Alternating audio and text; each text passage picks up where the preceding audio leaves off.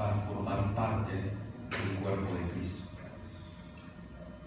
Vemos estas 5 características que las voy a enumerar en este momento de manera rápida, pero las vamos a ir viendo de manera pausada para ustedes que toman nota. La elección es eterna, la elección es santa, la elección es amorosa, la elección es divina y la elección es gloriosa. 5 características acerca de la elección. Pablo está en este trayecto que comienza en el versículo 3 de explicar las gloriosas verdades que hay detrás en el hecho de ser uno mismo en Cristo por causa de la elección de Dios, por causa de la redención del Hijo y por causa del sello del Espíritu Santo. Y como va a hablar de todas estas verdades tan sublimes, comienza en el versículo 3 y no puede comenzar de otra manera más que alabando y glorificando a Dios. Pablo comienza con una doxología. Entonces, esta doxología es la introducción a la elección del Padre. Pablo continúa para describir el plan maestro y hablarnos de la elección. El plan maestro de Dios desde la eternidad pasada al elegir a los miembros que él quería que estuvieran adentro del cuerpo de Cristo. Entonces llegamos a nuestro primer punto.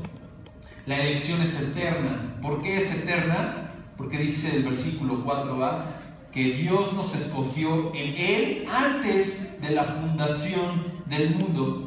Dios en su infinita sabiduría, perfecta sapiencia y voluntad independiente eligió a pecadores desde antes de la fundación del mundo, desde antes que estos pecadores existieran, los escogió para formar parte del cuerpo de Cristo. ¿Quién forma parte entonces del cuerpo de Cristo? Los que Dios escogió. ¿Y cuándo los escogió? Desde antes de la fundación del mundo.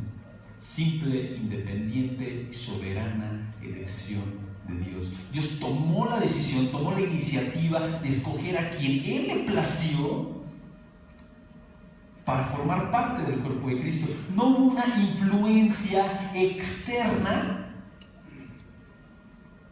como decimos vulgarmente en México. Nadie le hizo manita de puerco para decir, mira, escoge a este. Dios de manera soberana decidió escoger a quien Él le plació. Fue su propio carácter, su propia voluntad la que ejerció esa decisión soberana. Dios es el único que puede tomar una decisión soberana. Nadie más puede tomar una decisión soberana. No existe ser creado alguno, ni tú ni yo, que pueda tomar una decisión soberana. ¿Por qué? Porque si estás sin Cristo, tus decisiones no son soberanas. Tus decisiones están gobernadas por el pecado. Y si estás en Cristo, tus decisiones tampoco son soberanas. Están gobernadas por Cristo, están gobernadas por la Escritura. Dios es el único que puede tomar una decisión soberana y sin ninguna influencia externa. Solo Él pudo realizar esta elección, y Pablo, para enfatizarlo, nos traslada a un momento del cual ni tú ni yo conocemos un ápice más de lo que está revelado, y esto es la eternidad pasada. Antes de que siquiera existieras, antes de que el mundo siquiera existiera, Dios decidió quién iba a estar adentro del cuerpo de Cristo, según nos escogió en Él antes de la fundación del mundo. ¿Quién se atreve a cuestionar la elección de Dios? ¿Quién se atreve a cuestionar la elección de Dios? Y quien lo haga seguramente se ve como Job en el capítulo 38, versículo 4. No vayan, yo se los leo. En el contexto, Job pasó por unas pruebas impresionantes. Ninguno de nosotros sabe lo más mínimo que es pasar por una prueba como la que pasó Job.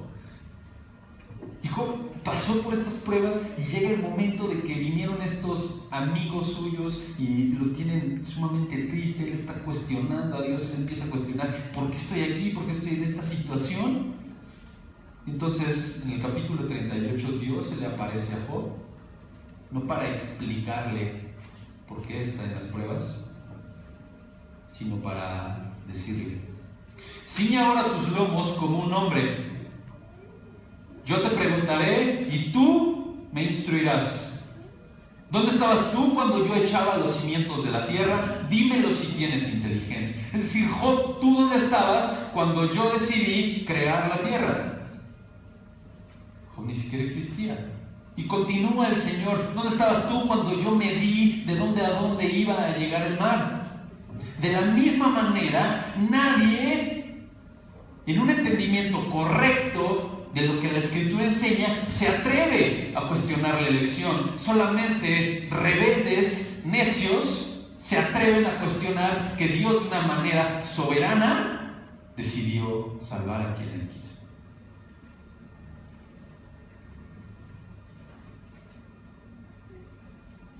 La manera en la que Dios nos escogió mantiene una sola línea en su plan perfecto, y lo leemos en nuestro versículo 4, donde dice que nos escogió en Él, nos escogió en Cristo.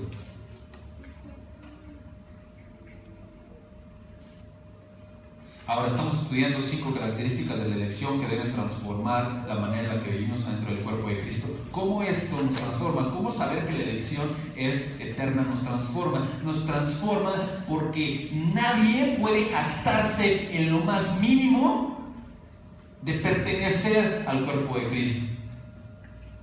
Saber que ni tú ni yo tuvimos la influencia más mínima, porque ni siquiera existíamos cuando Dios decidió colocarnos adentro del cuerpo de Cristo, nos humilla de manera increíble, y entonces podemos conducirnos con humildad hacia nuestro hermano.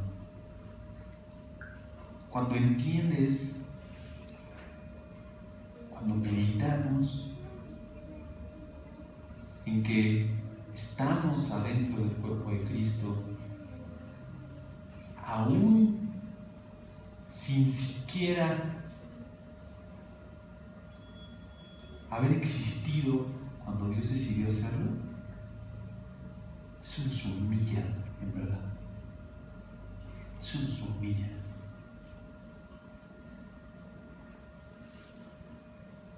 Yo a pensar es que cómo es que un Dios soberano, perfecto, santo y lleno de gloria escogiera a un necio, pecador y rebelde como yo para pertenecer al cuerpo de Cristo. No hay una sola pizca de orgullo en la elección. La segunda característica que vemos en el versículo 4 es que la elección es santa.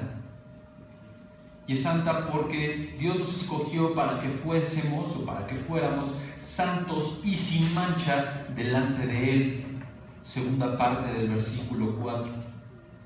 ¿Cuál fue el objetivo por el cual Dios nos escogió? Dice Pablo: para que fuéramos santos y sin mancha delante de Él. ¿Cómo es esto posible? ¿Cómo es que un hombre, un humano, puede ser santo y sin mancha delante de un Dios perfecto y santo?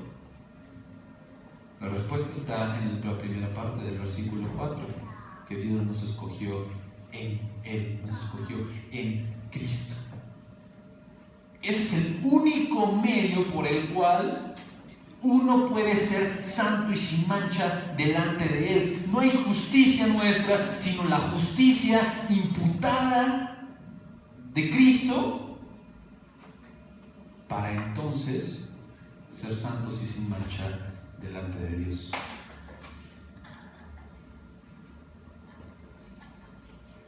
No es que Dios viera hacia adelante y dijera: mira, aquí está Panchito y él va a ser bien bueno, él va a ser santo, y entonces yo lo escojo porque él va a ser santo. Todo lo contrario. Dios escoge a viles pecadores necios para pertenecer a su cuerpo, al cuerpo de Cristo. Efesios 2, del 1 al 3, nos da un vistazo de quiénes son los escogidos. ¿Quiénes son esos que Dios escogió para que fueran santos y sin mancha? Da la vuelta ahí a tu página, Efesios 2, versículos 1 al 3. Dice lo siguiente: y Él, es decir, Dios, os dio vida a vosotros que estabais muertos en vuestros delitos y pecados.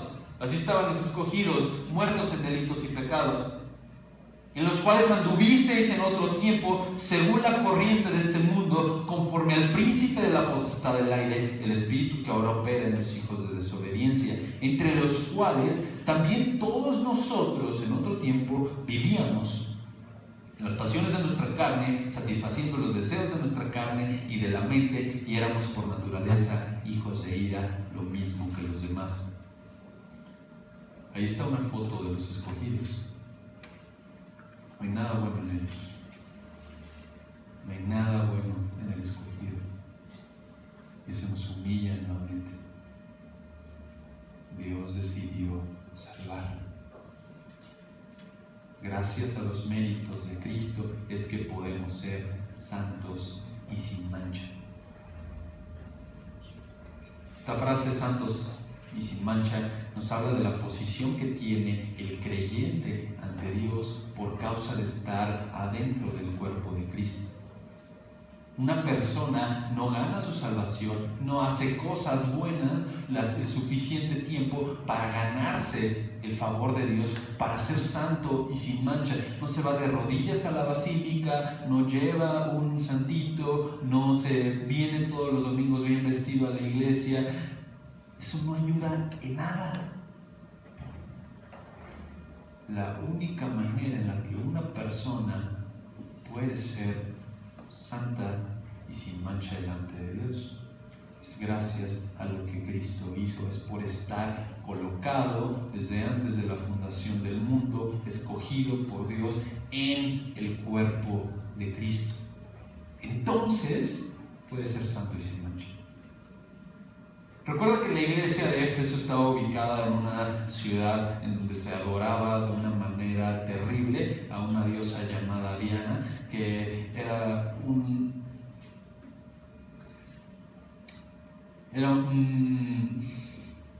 estoy buscando palabras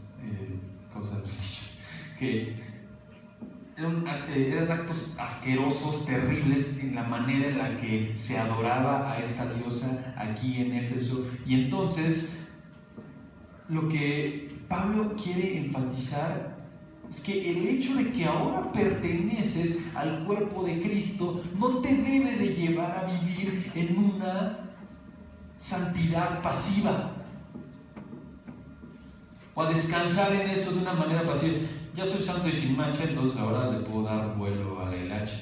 Falso. Ese no es el punto de Pablo. El punto de Pablo es que el escogido fue escogido por Dios para que fuera santo y sin mancha. Es decir, que debe de poner en práctica la posición que tiene adentro del cuerpo de Cristo. La manera en la que tú y yo como creyentes podemos estar confiados en que Dios nos ha escogido desde la eternidad es que nos ayuda a vivir de una manera santa y sin mancha. Es el reflejo externo. Uno que persevera hasta el fin, uno que vive en santidad, uno que persevera en amor a Dios, en amor a las Escrituras, enamora a su cónyuge, enamora a sus hijos, enamora a la iglesia y entrega todo lo que él es por Cristo. Es un reflejo de que es un escogido de Dios, según lo que nos enseña este versículo. Dios nos escogió para cambiar por completo nuestra naturaleza caída, que no era santa, que no era sin mancha. Él nos escogió para cambiarnos y transformarnos por completo. Entonces, cuando Pablo cierra este versículo que dice santos y sin mancha delante de Él, Pablo quiere enfatizar y dejar muy en claro que es delante de Dios de quien necesitamos ser santos y sin mancha. No delante del pastor, no delante del vecino, no delante de tu esposo. Sí tienes que hacerlo delante de ellos, pero delante de ellos puedes ser un hipócrita y punto. Delante de Dios no se puede. Delante de Dios no se puede. Delante de Dios estamos desnudos y la única manera en la que podemos ser santos delante de Dios es por causa de Cristo. Es delante de Él de quien necesitamos ser santos. Es Él quien nos va a juzgar. Es Él quien tiene la potestad de mandar pecadores al infierno. Y por esa causa necesitamos estar refugiados en Cristo. De manera en que tus buenas acciones, mis buenas acciones, sonrisas o lo que te imagines, nos hagan intachables delante de Dios. Solamente Jesucristo. Ahora, ¿cómo me transforma el hecho de saber que la elección de Dios es santa? ¿Cómo transforma mi vida dentro del cuerpo de Cristo? No hay lugar para el libertinaje o el pecado en elección. Si yo vivo de una manera santa, piadosa, entonces animo a mi hermano a que viva de esa misma manera. Soy de buen testimonio para los de afuera y entonces el cuerpo de Cristo cumple su función. La elección, tercer punto, es amorosa. Y es amorosa porque, según el versículo 4b, dice que en amor nos predestinó para adopción como hijos para sí mediante Jesucristo. Entender esto es incomparable, hermano. ¿Por qué Dios quiso escoger soberanamente a algunos para salvación? Porque Él los amó, punto. No hay manera de cuestionarlo. Él quiso amarlos. Él quiso amar a sus escogidos. ¿Cómo es que Dios, santo y perfecto, amó a pecadores tan terribles como nosotros? Nuestra mente necia y caída jamás comprenderá la profundidad de esas verdades.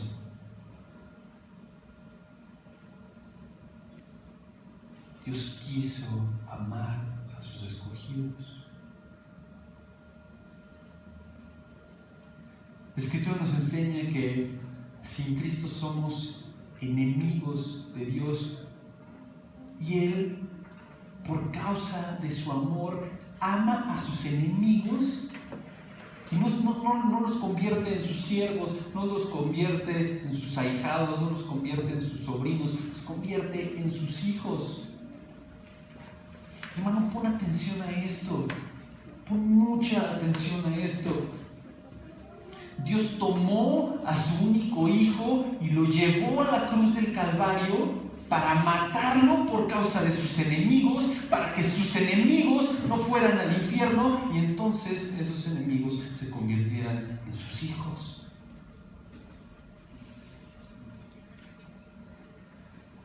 Antes los que eran sus enemigos ahora pueden ser miembros de su familia, sentarse a la mesa con Él,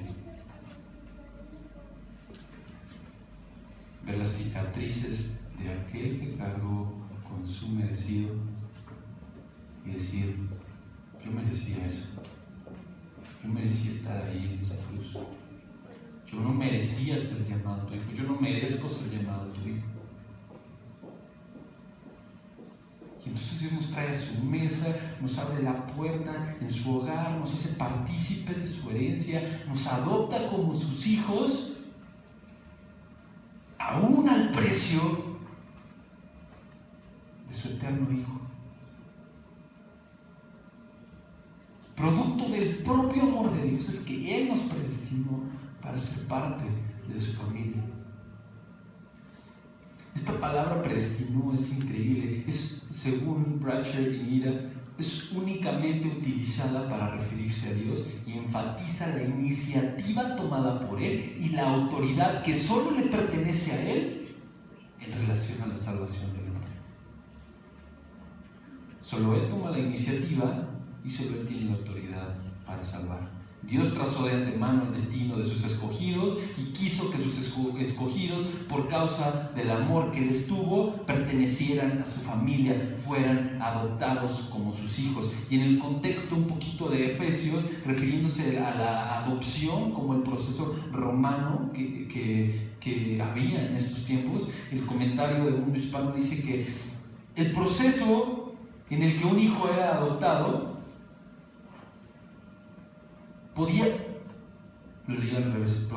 en este proceso de la adopción, el hijo de un padre podría ser adoptado por la familia de otro como hijo con todos los derechos y privilegios de un hijo natural. Hasta las deudas de la antigua familia se cancelaban y el hijo adoptivo se convertía en heredero legítimo del padre adoptivo. Por eso la Escritura nos dice que somos coherederos con Cristo. Tenemos la misma herencia de Cristo. Hebreos nos enseña que Cristo es nuestro hermano mayor.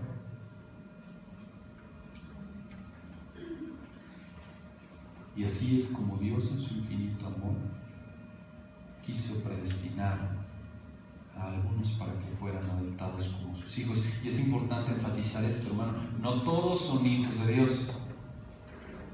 No todos son hijos de Dios. Escucha muy bien eso. Esa es una herejía que se enseña en muchos lugares. Todos son hijos de Dios y todos van en el cielo, y teológicamente se le llama universalismo. Es una herejía, no la creas. La Escritura enseña que los que son hijos de Dios son los que, según el beneplácito de la voluntad de Dios, como lo vamos a ver más adelante, fueron predestinados para que fueran adoptados como sus hijos. Hermano, ¿cómo sé si soy predestinado? Juan 1, 12, 13.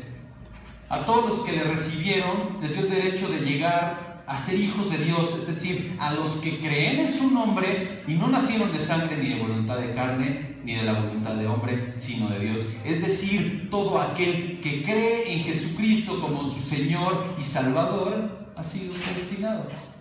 ¿Por qué? Porque al que cree, Dios le da la potestad de ser su hijo. ¿Y quiénes son sus hijos? Los que Él predestinó desde la fundación del mundo para que fueran adoptados como suyos. Ay, es que yo no puedo entender eso de que como que el hombre tiene que creer y Dios es el que predestina. Eso es injusto. Volvemos al punto de Job. ¿Dónde estabas tú cuando Dios decidió cuánto medía la tierra y quiénes iban a ser los suyos? La realidad es que como hombres y como humanos necios no soportamos que en nuestra mente haya paradojas. Todo queremos tenerlo bien ordenadito y bien entendido. ¿Cómo es, hermano? No entendí la lección. No, enseña que el hombre es responsable, enseña que Dios es soberano en la salvación del hombre, como la Biblia lo enseña, y deja que haya tensión entre esas dos verdades en tu mente. No importa, no intentes reconciliarlas, porque le vas a quitar la gloria a ambas y te vas a convertir en un hereje. Deja que la Biblia enseñe lo que dice. Que sea Dios quien resuelva la tensión. En nuestra mente finita y caída y chiquita no entendemos nada, pero Dios, en su soberanía, perfecta voluntad y sublime sabiduría, sabe por qué el hombre es responsable y Él elige para salvación. Pablo reitera entonces, continuamos aquí en nuestro versículo 5, nos predestinó para adopción como hijos para sí mediante Jesucristo. Es decir, el medio por el cual Dios decidió que perteneciéramos al cuerpo de Cristo fue su propio Hijo, Jesucristo. Y esto tiene sentido con lo que viene hablando en los versículos anteriores y con lo que habla en el resto de la carta. Escribe a los que son fieles en Cristo. Dios nos ha bendecido en los lugares celestiales en Cristo. Dios nos escogió en Cristo. Pertenecemos al cuerpo de Cristo. Estamos unidos en Cristo. Ese es el énfasis de la carta, Aquel que pertenece a Cristo, aquel que pertenece al cuerpo de Cristo, fue predestinado por Dios para ser hijo suyo mediante Jesucristo. ¿Cómo me transforma el hecho de saber que la elección es amorosa? El hecho que Dios fue motivado y movido por su amor para elegirme y salvarme y no mandarme al infierno. Me transforma en que entiendo que no hay mérito alguno en el adoptado. No hay mérito alguno en el adoptado. Todo el mérito lo tiene el Padre que adopta. No merezco ser llamado hijo de Dios. Yo debí de haber ido a esa cruz.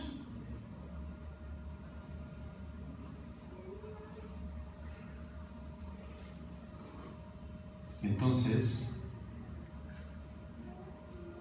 puedo ayudar a mi hermano, puedo amar a mi hermano, viendo la manera en la que Dios ha amado al cuerpo de su Hijo, al cuerpo de Cristo. Dios en ninguna manera es falto de amor a elegir a algunos. Al contrario, es la muestra más sublime de amor. ¿Por qué? Porque ningún elegido merecía ser elegido. Todos merecían ir al infierno. Todos juntos merecíamos ir al infierno. Una vez le preguntaron a R.C. Sproul, oye, es que ¿por qué Dios fue tan severo en el juicio contra Adán? Y entonces R.C. Sproul contestó, ¿qué les pasa? ¿Tienes a este pedazo de barro que no existía y que Dios lo levantó de la nada y se revela contra el único, trino y santo Dios? Y Dios solamente lo destituye y promete un Salvador y lo viste nuevamente. ¿Eso es severo? Debió de haber ido al infierno en ese momento, igual que tú, igual que yo. Como hombres somos excelentes para creer que merecemos las cosas. Jamás alguien se atreva a cuestionar que la elección no es amorosa. Al contrario, es producto del puro amor de Dios. Finalmente, penúltimo punto, vemos que la elección es divina. Versículo 5b. ¿Por qué es divina? Porque es conforme al beneplácito de su voluntad, es decir, conforme al beneplácito de la voluntad de Dios. Aparte de cualquier decisión humana, aparte de cualquier influencia externa, Él decidió quién había de estar dentro del cuerpo de Cristo. Y nada más, la voluntad buena, agradable y perfecta del Señor es la que opera en la elección del hombre para salvación. No es la voluntad del hombre, sino la voluntad de Dios. No es que el hombre quiso, sino es que Dios quiso. No es que el hombre decidió, sino es que Dios decidió. El afecto puro, su buena voluntad, su santidad inmersa en el hecho de que Él decidiera salvar a pecadores. Y esto armoniza con lo que vimos en el versículo anterior, en el hecho de entender que Dios fue motivado por su amor. De igual manera, su voluntad no es falta de amor, sino que es pura, es buena al elegir a los que Él quiso. No es que a Dios le pesara o le entristeciera elegir a algunos para adopción. Por el contrario, le agradó. Su buena voluntad, su beneplácito estuvo inmerso ahí. Dios se lo propuso, Dios tomó la decisión de hacerlo, fue su voluntad la que lo hizo. Es un verbo en el cual Dios es quien hace la acción, no el hombre. No hay manera en que nuestra necia voluntad pueda escoger a Dios. Dios es quien toma la iniciativa. En palabras de John MacArthur, Dios es quien infecta la voluntad depravada del hombre con fe para traerlo a sus pies. Esto me transforma, porque veo que no pertenezco al cuerpo de Cristo, en una voluntad, en una respuesta a mi propia voluntad, sino como una respuesta al plan perfecto diseñado por Dios desde antes de la fundación del mundo para pertenecer a su cuerpo. Eso es hermoso, hermano. Yo no podía escogerle. ¿Quién me escogió a mí? ¿A mí? Hermano, yo me veo en el espejo todos los días y me conozco, y Él me escogió a mí. Es increíble. Me conozco. Me escogió a mí. Y dice MacArthur, yo conozco a algunos de ustedes y Él me escogió. Es pura gracia de Dios. Es pura gracia de Dios.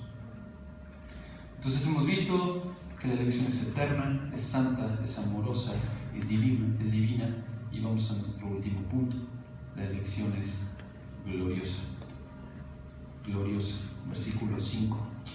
Todo lo anterior que dijo Pablo acerca de la elección, la predestinación, la adopción, tiene un objetivo final. Y esto es para alabanza de la gloria de su gracia. Debido a que la formación del cuerpo de Cristo no tuvo nada que ver con el hombre, sino solamente con Dios, Él es el que recibe y merece toda la gloria. Amén. Es interesante cuando llegan personas y te dicen, es que yo escogí seguir a Cristo, yo escogí recibir a Jesús en mi corazón. Yo soy el que decidí, y ese yo soy es producto solamente de querer recibir la gloria que le pertenece solo a Dios.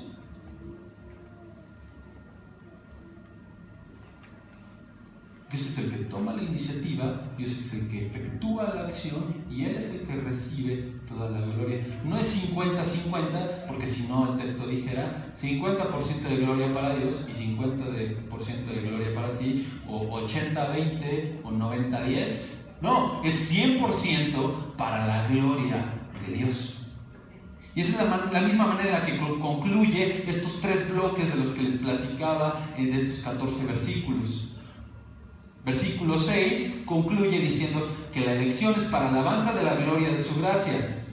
Versículo 12 concluye de la misma manera: la redención se efectuó con un objetivo, para que seamos para alabanza de su gloria. Versículo 14: el Espíritu Santo nos selló con un mismo objetivo, para alabanza de su gloria. Pablo no deja de tener en mente y no quiere que pierdas de vista el objetivo final del hecho de pertenecer al cuerpo de Cristo, que es la gloria de Dios. Por eso pertenecemos al cuerpo de Cristo, por eso le servimos, por eso nos congregamos, por eso predicamos, por eso amo a mi hermano, por eso lo exhorto, por eso lo animo, por eso lo consuelo, por eso lloro con él. ¿Por qué? Porque anhelo que Dios sea glorificado. Ese es el objetivo final.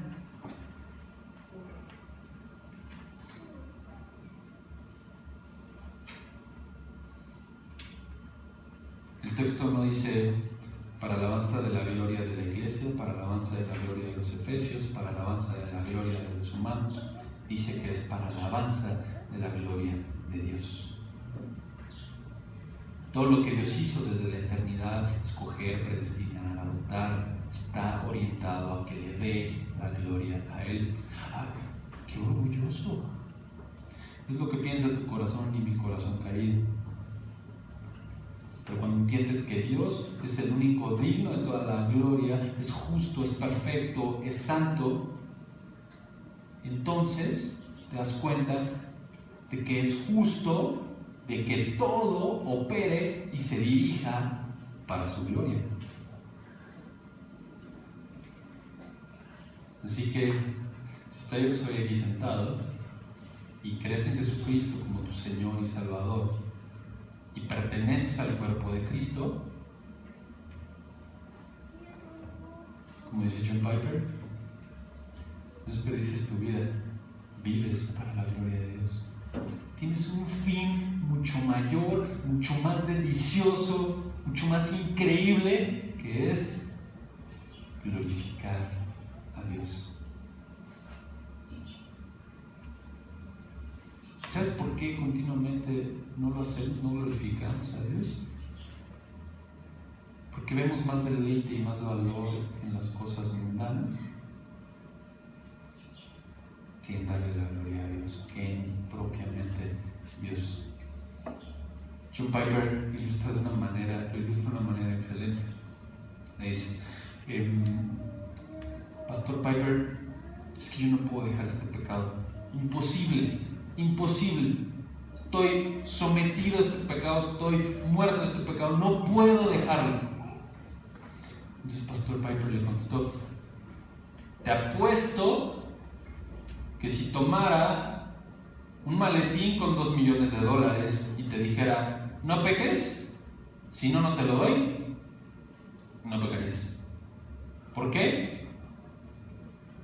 Porque aquí está tu corazón, este es tu deleite.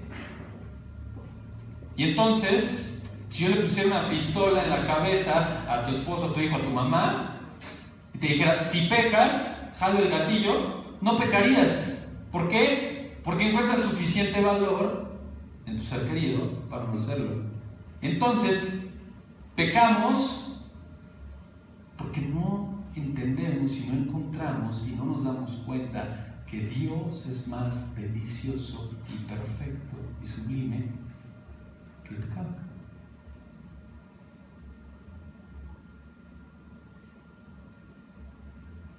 Para eso fuimos creados, para eso fuimos salvados, para eso fuimos predestinados, para eso pertenecemos a la iglesia, para la alabanza de la gloria de su gracia. William Hendrickson resume este texto en su comentario de una manera excelente. Dice lo siguiente: la meta final hacia la cual todo lo demás contribuye es el reconocimiento con adoración, es decir, la alabanza, de la excelencia manifestada, es decir, la gloria, en favor de los indignos, esto es, la gracia, de aquel a quien se llama el Dios y Padre de nuestro Señor Jesucristo, en el versículo 2. Así concluye esta sección el apóstol Pablo. ¿Cómo me transforma saber que la elección es gloriosa, que la elección es para la gloria de Dios? Porque entonces, como cuerpo de Cristo, con mi hermano que está al lado, puedo poner el hombro junto con él y decirle, vamos a darle la gloria a Dios. Sigamos caminando hacia allá. Y cuando veas al que va un poco caído, le puedes ayudar a levantarse y decirle, agárrate de mí. Vamos, sigamos caminando para la gloria de Dios. Para eso estamos aquí, para eso fuimos creados. Y si Dios nos ha regalado un latido de nuestro corazón más, es para eso. Para que le demos la gloria a Él. Y merece toda la gloria por ello. Y entonces, vemos según estos versículos que la elección es eterna porque es desde antes de la fundación del mundo. Es santa porque es para que nosotros fuésemos santos. Es amorosa porque en amor nos predestinó. Es divina porque es conforme a la voluntad de Dios. Y es gloriosa porque es para la gloria de Dios. Y entonces, te pregunto, ¿vas a dejar que estas realidades de la elección pasen de un oído a otro y no transformen la manera en la que vives hacia el miembro del cuerpo de Cristo que está a tu lado? Vivamos como el cuerpo de Cristo. Somos el cuerpo de Cristo. Vivamos para su gloria.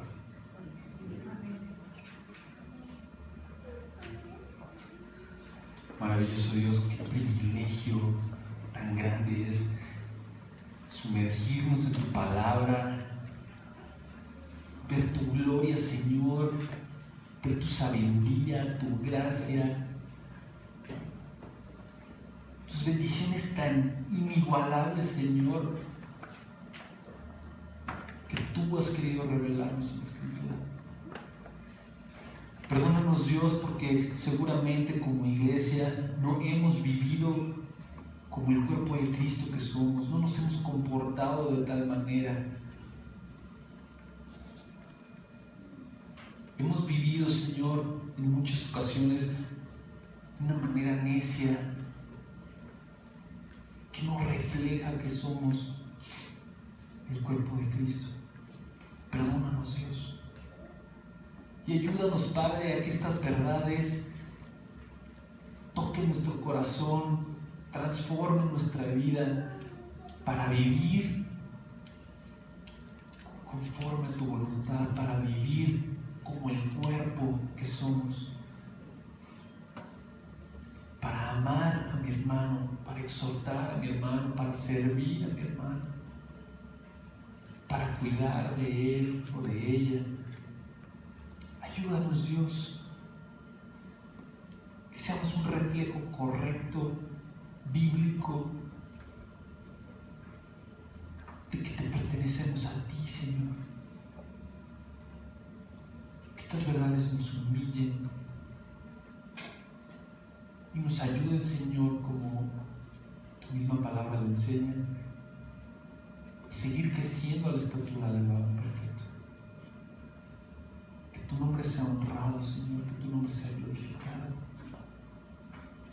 Gracias por hablarnos, Dios, en Cristo Jesús.